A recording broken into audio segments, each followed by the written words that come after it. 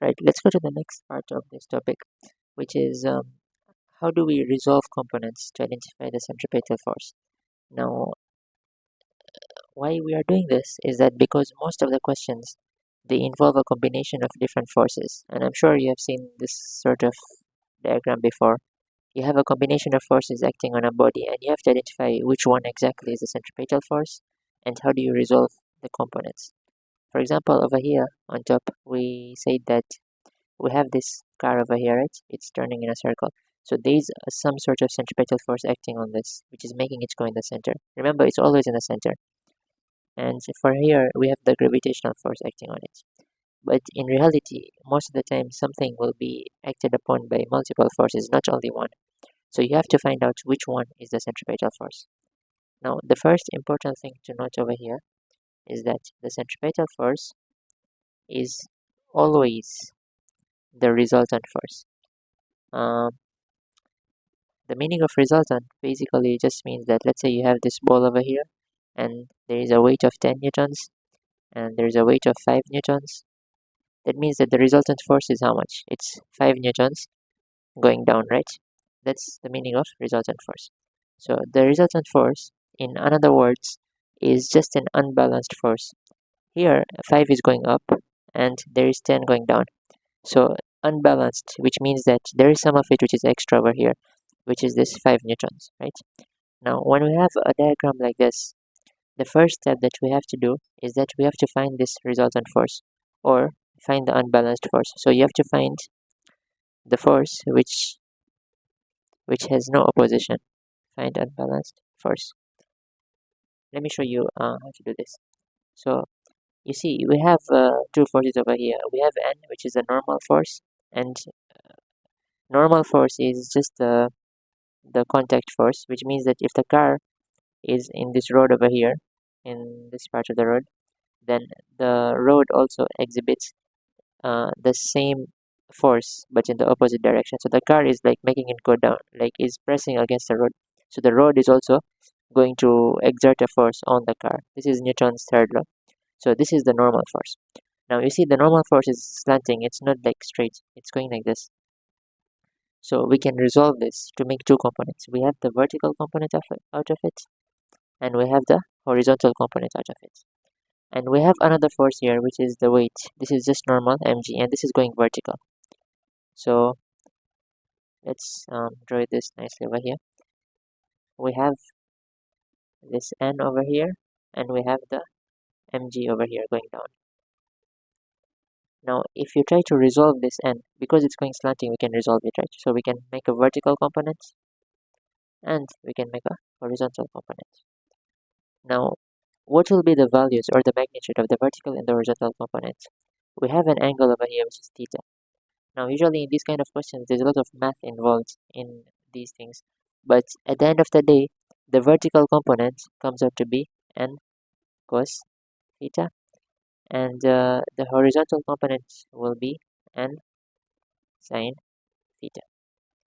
Right? So this is just a easy way of getting to know which one is which.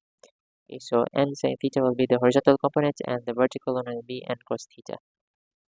Now, when you have these two values, you can see that the n cos theta is balancing with this mg over here. So this is going up and this is going down. So these will be equal. So n cos theta will be equal to mg. So this is balanced.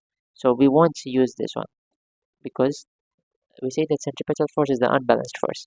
So this one, n sine theta, is not balanced with anything over here. Now, a good point over here to note down is that we do have friction over here of this rod, right? But then the thing is that the friction is actually acting this way. It's going in a bit of a slanting way this way. This is how the friction is going. And this friction is due to what? It's just to prevent the car from sliding down, right? So this is exactly horizontal. This part is horizontal and this one is slanting as well. So there is a component of this which is unbalanced, the n sine theta part, because the friction is not going in the same direction as this one. So at the end of the day, you will see that your unbalanced force is n sine theta. and this will be used as your centripetal force. So we say that the resultant force is the centripetal force, and which will be equal to n sine theta. Also, another note is that in this friction in physics, A2 level syllabus, they ignore it normally. So most of the questions you won't even see that it exists, and normally this friction is not strong enough to cancel this out. This one is always overpowering it. So at the end of the day, you'll always get this one as the unbalanced force, right? Okay, we have another example over here, and the question is identify the forces and finally resolve the forces to find the centripetal force. So what we can do is first we can identify which forces are there in this thing. So identify the forces. The first thing is that this ball or whatever has a weight, right? So there is a force going down like this, which is the weight, which is mg. Now this one is a string, right? So in a string there's always something called tension, and the tension is going upwards like this. Why is it going upwards? You can just try to imagine this, like if you have a string, this string is trying to pull the ball upwards, like there's some sort of force which is attached to this, right? There's a hook over here and there's a ball over here, so the force is going this way over here because the ball is trying to pull it down, but the string will try to oppose this, so that's why the tension is going up. Right, now when we have these two main forces over here, you see this thing is a slanting force, so we have to resolve this as usual. Now where is the angle? See, the angle is over here because that's the angle which the string makes with the vertical axis, so this will be theta over here. Now when we have identified this, let's actually go on to resolve this. So remember, this slanting force will have a vertical component and it will have a horizontal component. And I told you that if you want the vertical components, what you do is you just write, okay, so let me just write the steps here. The next thing will be to resolve forces. So this t over here, the vertical part will be equal to t sine, sorry, t cos theta. And the horizontal one will be t sine theta. And it's always like this when we resolve forces. And this is the main tension t, right? So the vertical part will be t cos theta, and the horizontal part will be t sine theta, and this part is t cos theta. Okay, so now when we have done this, we can see that this t cos theta, which is the vertical part, must be equal to the weight of this thing because they balance. This one is going up and this one is going down. So we can write this equation, t cos theta equals to mg, and we can call this equation 1. Another thing that we can note over here is that this force over here, t sine theta, is unbalanced. And remember what we said about unbalanced forces.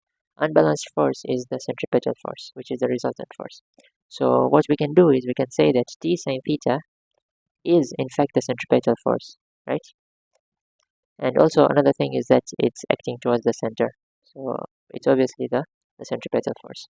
And remember we talked about the formulas for centripetal force, and we say that it can be mv squared over r, or you can make it mr omega squared. So you can use either or. Let's say I choose to use this one. So this one will be my equation 2. Now what we can do over here is that we can combine these two equations. And how can we combine them? You see we have sine over here and then we have cos over here. So a bit of math knowledge here, but if you do sine divided by cos, you get tan theta, right? So we can do equation 2 divided by equation 1. So you divide this part with this part, you get this t cancels out, and then sine theta over cos theta, you get tan theta equals to mv squared over r divided by mg. So to make it just neat, mv squared over r divided by mg.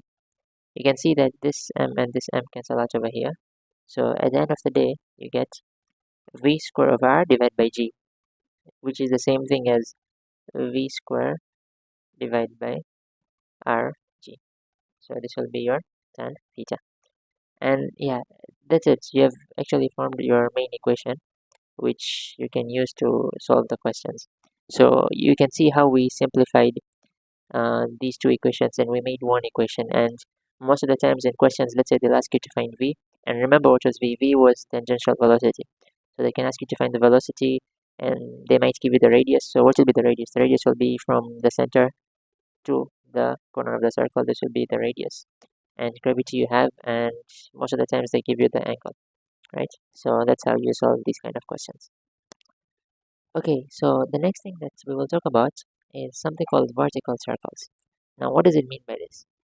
Now, I actually want you to help me out here and try to imagine this. So let's say this is you, right? And then you have, let's say, a ball in your hand. And if you try to move this ball in a circle, like going around like this,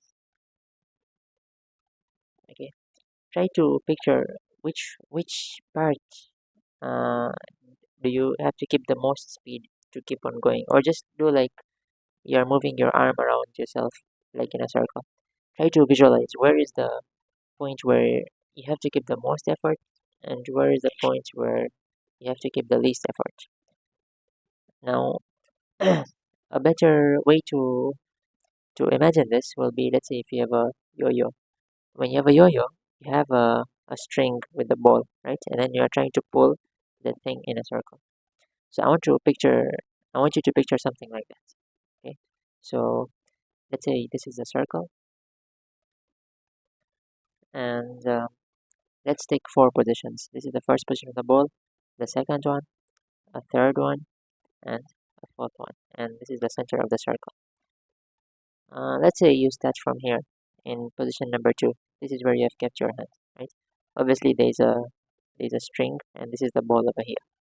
This ball will have a weight over here, which is mg, and there will be a tension in the string, right? If it's in position 2, the tension will be going this way. This is t over here. Then you try to move it in a circle. So now the ball is over here. If the ball is over here, as usual, you'll have mg, and you'll also have a tension in the string. But this time, the tension will be going in which direction? The tension over here will be going down, because the way you are holding it is you're holding it up. So the tension will go opposite to where it is. So this one, the tension will be going down. In position number 3, sorry, in position number 4, you will also have mg going down, and this time the tension will be going to the right over here, like this. And in position number 3, you'll have mg going down as usual, and where will the tension be? The tension will be going up. So this will be the tension.